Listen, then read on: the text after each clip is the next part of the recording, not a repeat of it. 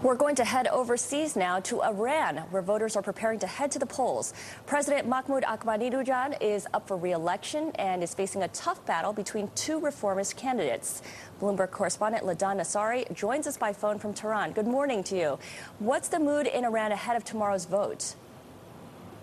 Well, the election mood is very much palpable in the streets and have been in past days. Tehran is really awake until late at night. There's a carnival feel on streets. We can see cars that are adorned with posters and campaign materials cruising around in the streets. And I think really what this election has done is to provide for an excuse for people to hold street parties in support of President Mahmoud Ahmadinejad or his main rival, Mousavi.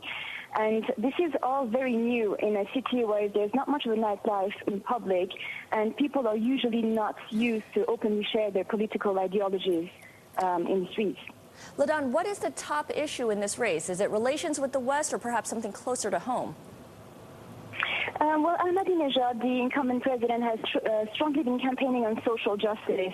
He's been trying to boost his image of a man of the people, of a champion backer of the lower classes and the poorest people. And also he's been really underlining what he calls his achievement in the field of nuclear technology and aerospace. He says that Iran's position and standing in the world has been raised under his term. As for his opponents, they've been really trying to push hard economic issues. There has been a series of debates in past days on state television, and his opponents have been putting under question the government's achievements.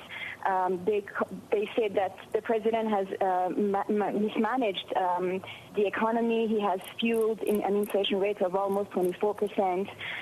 There's an unemployment rate of almost 11% now. So they're really putting the emphasis on, the state of the economy. And Ladan, we all know, or at least we're familiar with the incumbent, but we don't know a whole lot about his main challenger. Can you tell us a little bit more about him?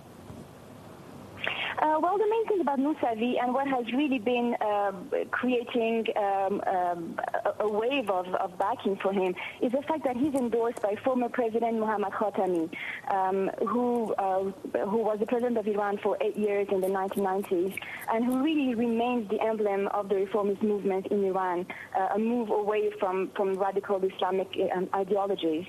So Mousavi has really been riding high because of the support of Khatami, and he is also known himself for being the former prime minister, and for he has a good economic record in wartime period. During the 8 years when he was prime minister, there was the Iran-Iraq war in the 80s. But also, aside from that, he is an architect, the professional architect and a painter, and he has managed to attract support from a more educated middle class and the country's cultural elite. Right. And he's been... No, one quick point I just want to point out, that something our viewers might not expect. It turns out that some of the candidates are using social networking sites as well. This is right. Some methods have been used that have